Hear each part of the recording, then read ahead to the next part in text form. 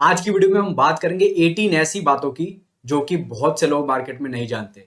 भले ही आपको 2-3 साल का एक्सपीरियंस हो, लेकिन इस वीडियो को देखोगे तो कुछ पॉइंट आपको भी ऐसे लगेंगे, यार ये तो मुझे पता ही नहीं था। तो जानते हैं कौन सी है वो most important hidden secret market के जिनको आपको पता होना चाहिए।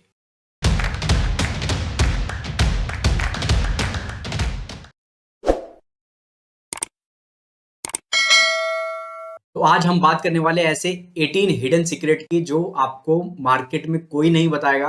ये आपको खुद के अपने एक्सपीरियंस से आएंगे, लेकिन 10-11 साल के अपने एक्सपीरियंस से मैं आपका दोस्त हैरी ये पूरे पॉइंट्स आपके साथ डिस्कस करने वाला हूँ इस वीडियो के माध्यम से। तो होपफुली आपको ये वीडियो पसंद आएगा। तो करते हैं शुरुआत पॉइंट नंबर 1 से।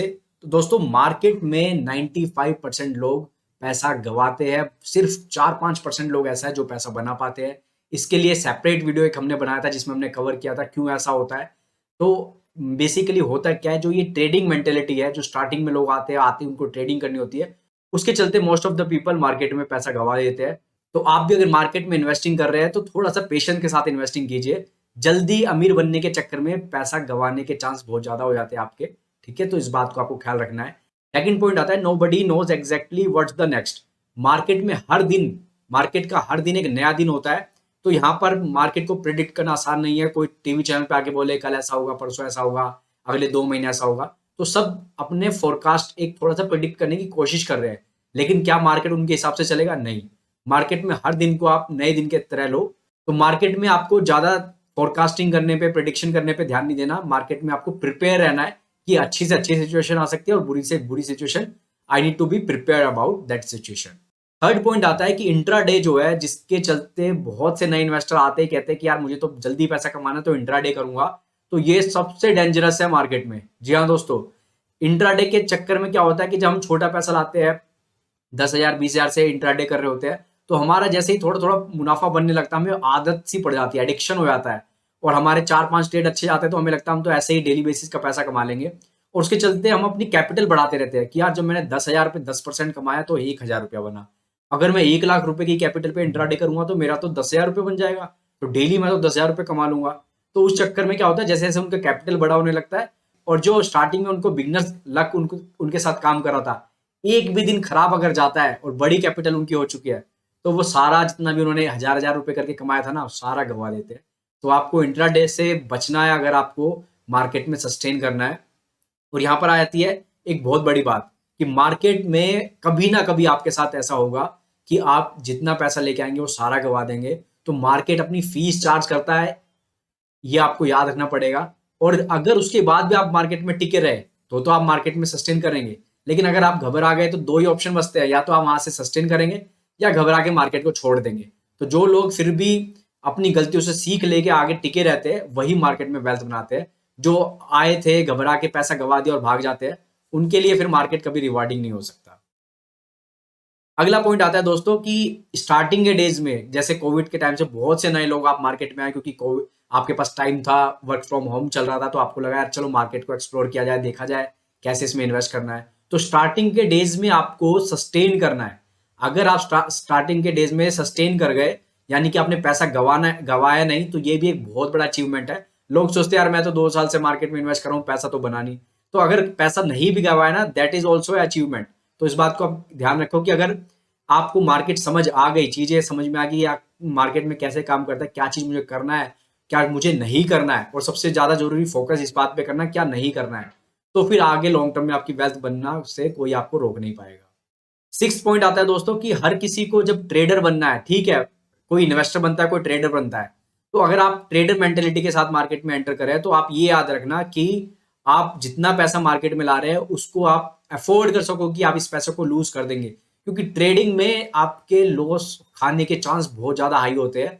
तो ट्रेडिंग करते वक्त आपको याद रखना है कि छोटी कैपिटल में लेके आऊं, पहले सीखूं, और अगर वो कैपिटल इरोड भी हो जाए, मेरी ब्लो आउट भी हो जाए मेरा अकाउंट 1-2 बार, तो मुझे डर ना लगे। नेक्स्ट पॉइंट आता है कि बहुत जरूरी भी है ये, और हर जगह हम सुनते तो है लेकिन अमल नहीं करते इस बात पर, कि कभी भी टीवी न्यूज चैनल के बेस पे, किसी ट्विटर हैंडल के बेस पे, किसी यूट्यूब वीडियो के बेस पे स्टॉक को बाय नहीं करना। हमेशा अपनी रिसर्च जरूर करनी है, क्योंकि जब तक स्टॉक ऊपर जा रहा है तब तक तो ठीक है अगर आपने स्टॉक टिप पे बाय किया हुआ है, लेकिन जैसे स्टॉक नीचे गिरने लगेगा तब आपका कॉन्फिडेंस डगमगा जाएगा। तो इसलिए आपको स्टॉक टिप पे, अगर आपने चलो कहीं से रेफरेंस ले भी लिया किसी स्टॉक का, तो लेकिन अपनी रिसर्च करने के बाद कॉन्फिडेंस मेंटेन करना है कि यार इस स्टॉक को मैं क्यों बाय कर रहा हूं, ताकि जब वो स्टॉक गिरे तो आपको पता हो कि इसको एवरेज डाउन करना है या नहीं करना। नेक्स्ट पॉइंट आता है दोस्तों कि आपके पास सफिशिएंट टाइम होना ही चाहिए। जब आप मार्केट में अपना हार्ड अर्न मनी लगा रहे हो ना, अपने बिजनेस से, प्रोफेशन से पैसा कमा के पैसा लगा रहे हो, तो आपको टाइम निकालना ही पड़ेगा। अगर आप लॉन्ग टर्म इन्वेस्टर हो और ज्यादा टाइम नहीं निकाल सकते, तो मैं बोलूंगा कि 3 महीने में एक बार रिजल्ट आता है, क्वार्टरली रिजल्ट।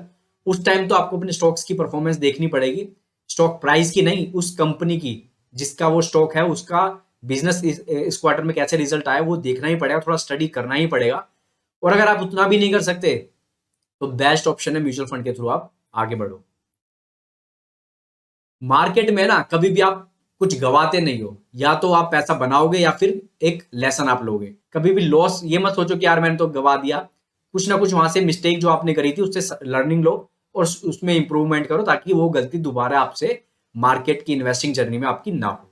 नेक्स्ट पॉइंट आता है never try to catch a falling knife, यानी कि फॉलिंग नाइफ को कभी भी कैच मत करो। स्टॉक लगातार गिरे जा रहा है, जैसे आपने देखा होगा यस बैंक के केस में क्या हुआ, स्टॉक 400 रुपए से लगातार गिरता गया, और कभी कुछ लोग बोले यार 200 बहुत अच्छा लेवल आ गया, 100 अच्छा लेवल आ गया, और वो आज 10-15 रुपए पे ट्रेड कर रहा है। तो हमेशा जब भी कोई स्टॉक गिर रहा है इतनी बुरी तरीके से, तो हमेशा रीजन ढूंढने की कोशिश करो, यार ये गिर क्यों रहा है। अगर रीजन फंडामेंटल है, कॉर्पोरेट गवर्नेंस पे इशू है, तो फिर स्टॉक को आपको बाय नहीं करना चाहिए। तो try to avoid falling knives in market. हमेशा ये याद रखो कि अगर आपने स्टॉक खरीदा, उसमें आपको लॉस हो रहा है और आपको पता चला यार मैंने तो मिस्टेक कर दिया, तो फिर जितना जल्दी हो सके अपना लॉस बुक करो। ये नहीं कि मैं तो लॉन्ग टर्म इन्वेस्टर हूं, मैं लॉस बुक नहीं करूंगा। जहां तक आपके फंडामेंटल अगर सही है स्टॉक के, तब तो मेंटेन करो, अपने बाय होल्ड करके रखो। लेकिन अगर फंडामेंटल डिटेरियोरेट हो रहे हैं और आप सिर्फ इसलिए होल्ड करके बैठे हो क्योंकि आप तो लॉन्ग टर्म इन्वेस्टर हो, आप तो बेचते नहीं हो, आप हमेशा फिर रिग्रेट करते रहोगे लाइफ भर।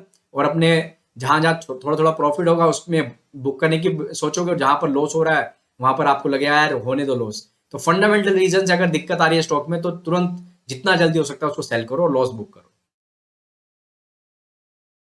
कभी भी एकदम मार्केट में आए, आपने आज कल में अकाउंट ओपन किया और तुरंत आपके पास 5 लाख थे, एक साथ सारे पैसे लगा दिए, नहीं। कभी भी मार्केट में जब आप इन्वेस्ट करो तो टुकड़ों में इन्वेस्ट करो, और हमेशा एक पोर्टफोलियो बना के इन्वेस्ट करो। ये नहीं है कि मुझे ये 2 स्टॉक अच्छे लगते हैं मैंने सारा पैसा इसमें लगा दिया। इतनी ज्यादा पोजीशन साइजिंग मत करो किसी 1-2 स्टॉक में कि आपको बहुत ज्यादा रिस्क हो जाए अगर वो कंपनी ना चले। थोड़ा प्रॉपर एलोकेशन करो, अपना 10-12 स्टॉक का, 15 स्टॉक का एक पोर्टफोलियो बनाओ, उसमें पैसे को डाइवर्ट करो, और उसके हिसाब से थोड़ा जो डाइवर्सिफिकेशन आपको मिलेगा वो आपको संभाल के रखेगा। कभी आईटी सेक्टर चल रहा है, कभी फार्मा सेक्टर चल रहा है, कभी केमिकल सेक्टर चल रहा है, तो अगर थोड़ा सा डाइवर्सिफिकेशन है पोर्टफोलियो में, तो वो आपको हर मार्केट कंडीशन में थोड़ा थोड़ा आपका रिस्क को एडजस्ट करता रहेगा। नेक्स्ट पॉइंट आता है दोस्तों, कभी भी इस वजह से स्टॉक को एवरेज डाउन मत करो क्योंकि वो गिर रहा है। ये कोई रीजन नहीं होता। बहुत से लोग ऐसे देखे कि आप इस स्टॉक को क्यों बाय करो, क्योंकि ये गिर रहा है तो इसलिए मुझे लगा कि इसको बाय कर लेना चाहिए, इसने 52 वीक हाई इतना लगाया है, हो सकता है ये फिर से वहां पर जाए। नहीं, ये कोई रीजन नहीं होता किसी स्टॉक को बाय करने का कि स्टॉक गिर रहा है इसलिए मैं बाय कर रहा हूँ। ये हमेशा याद रखना। अगर आपकी रिसर्च है, कॉन्फिडेंस आपको, और आप पेशेंस रख सकते हो, तभी गिरते स्टॉक को ऐड करो, अदरवाइज नहीं। मार्केट में अगर आप ट्रेडिंग करोगे तो आपके लॉस खाने के चांस बहुत ज्यादा है, लेकिन अगर आप लॉन्ग टर्म इन्वेस्टर हो तो लॉस खाने के चांस थोड़े कम है अगर आपने क्वालिटी स्टॉक्स लिए है। कभी ना कभी वो कंपनियां रिकवर करेगी और आपका पैसा बना के देगी, लेकिन ट्रेडिंग में बहुत ज्यादा रिस्क होता है। तो इस बात को समझो कि ट्रेडर ज्यादातर लॉस खाते हैं और इन्वेस्टर्स ज्यादातर आपका मुनाफे में ही आपका अपना सौदा काटते हैं। अगर आप मान नहीं रहे हो, मैंने इतना आपको बताया ट्रेडिंग मत करो मत करो, लेकिन आपको लगता है ट्रेडिंग तो करनी पड़ेगी, मेरे पास तो कैपिटल कम है, मुझे तो जल्दी अमीर बनना है, तो हमेशा सेपरेट अकाउंट मेंटेन करो। एक मेरा ट्रेडिंग का अकाउंट रहेगा और ये मेरा इन्वेस्टमेंट का अकाउंट रहेगा। लॉन्ग टर्म में आपको खुद पता चल जाएगा 2-4 साल बाद कि ये ट्रेडिंग वाले ने ज्यादा पैसा बनाया है, लॉन्ग टर्म इन्वेस्टिंग वाले अकाउंट ने। ठीक है। 16 पॉइंट आता है कि ऑप्शन ट्रेडिंग बहुत सारे सारे लोग करते हैं, ऑप्शन फ्यूचर बाय सेल करते हैं। जो ऑप्शन राइट कर रहा है, पुट या कॉल, उसके चांस ज्यादा पैसा बनाने के होते हैं। 75% चांस होते हैं कि वो पैसा बनाएगा, क्योंकि डेली बेसिस का प्रीमियम माइनस होता रहता है। तो जितना ऑप्शन की डेट के आप एक्सपायरी के पास आएंगे उतना ही प्रीमियम माइनस होता चला जाता है। तो जो बाय करके बैठा हुआ है कि मैंने तो ऑप्शन बाय कर लिया क्योंकि मुझे लगता है निफ्टी ऊपर जाएगा, मैंने निफ्टी का 18,000 का ऑप्शन बाय करके रखा हुआ है, कॉल बाय करके रखा हुआ है, तो जैसे जैसे एक्सपायरी के पास हो जाएगा तो प्रीमियम डाउन होता चलेगा, लेकिन उतना ही ऑप्शन राइटर का जो रिस्क है वो कम होता चल जाएगा। अगर आप पुट ऑप्शन कर रहे हो, कॉल ऑप्शन कर रहे हो, तो आप देखोगे कि जो राइट करता है उसका पैसा बनता है, लेकिन रिस्क भी अनलिमिटेड होता है जब ऑप्शन आप राइट करते हो। तो ये दो धारी तलवार है कि पैसा भी अच्छा बनता है लेकिन रिस्क भी बहुत ज्यादा होता है। कि अगर आप छोटा छोटा मुनाफा बुक करते रहोगे, यार मुझे तो 10% ही बनाना है, मुझे 20% ही बनाना है, तो कभी भी आप मल्टीबैगर बना ही नहीं पाओगे। और अगर आपने आपने आपको लगा यार 20% ये स्टॉक अप है, मैं बेच नहीं पाया, वापस से नीचे आ गया, तो लॉन्ग टर्म इन्वेस्टर की जर्नी में एकदम ऐसा नहीं होता कि एकदम पैसा बनेगा। अप एंड डाउन ऐसा चलता रहता है। तो आपको पेशेंस के साथ बने रहना अगर अच्छी कंपनी में इन्वेस्ट किया हुआ है, अगर फंडामेंटल पे आपका भरोसा है, और 10-10 5% के प्रॉफिट बुक करोगे तो कभी बड़ा पैसा नहीं बना पाओगे आप। लास्ट पॉइंट आता दोस्तों, कब स्टॉक में एंटर करना है, कब स्टॉक में एग्जिट करना है, आपको अपना डिसीजन लेना है और फिर उसको रिग्रेट नहीं करना है। क्या रीजन है मैं स्टॉक को बाय कर रहा हूं, और जब बाय कर लिया तो क्या रीजन है अब मैं उसको होल्ड कर रहा हूं, और अगर सेल करने का मन है तो कौन से वो रीजन है जिनकी वजह से मैं सेल कर रहा हूं। आपके माइंड में ये फैक्ट्स के साथ रहना चाहिए कि कब आपने एंट्री करने का सोचा, कब आपने होल्ड करने का सोचा और कब एग्जिट करने का सोचा। कभी भी रिग्रेट नहीं करना कि उसके कहने पे ले लिया था, उसके कहने पे होल्ड किया था, उसके कहने पे बेच दिया था। नहीं, ये हमेशा अगर आप अपने डिसीजन अपने आप लेंगे तो कभी भी किसी पे ब्लेम नहीं करेंगे और कभी भी रिग्रेट आपको नहीं होगा मार्केट में। अदरवाइज हमेशा रिग्रेट ही करते रहेंगे मार्केट में कि मैं ऐसा कर लेता, मैं वैसा कर लेता। तो ये 18 रूल थे जो आपको मार्केट में कोई नहीं बताएगा, आपको अपने एक्सपीरियंस से आएंगे, लेकिन मैंने अपने एक्सपीरियंस से ये अलग से नोट डाउन किए और इस वीडियो में इनको कवर किया। होपफुली ये वीडियो आपको अच्छा लगा होगा। अच्छा लगेगा तो लाइक कीजिएगा। अब एक बार कमेंट भी कर से देख लेते हैं कल की वीडियो के नीचे जिन्होंने कमेंट किया तो लकी विनर कौन बना है। सेम नाम रिपीट नहीं करेंगे, अगर ऑलरेडी वो विनर बन चुके हैं तो दोबारा उनका नाम नहीं आएगा, हम अनदर विनर पिक करेंगे। देखते हैं कौन है लकी विनर। मैथ वाला जी कॉन्ग्रेचुलेशन, आप लकी विनर बन गए हैं। तो डिस्क्रिप्शन व्हाट्सएप नंबर है, मैं व्हाट्सएप कर दीजिए। Thank you so much.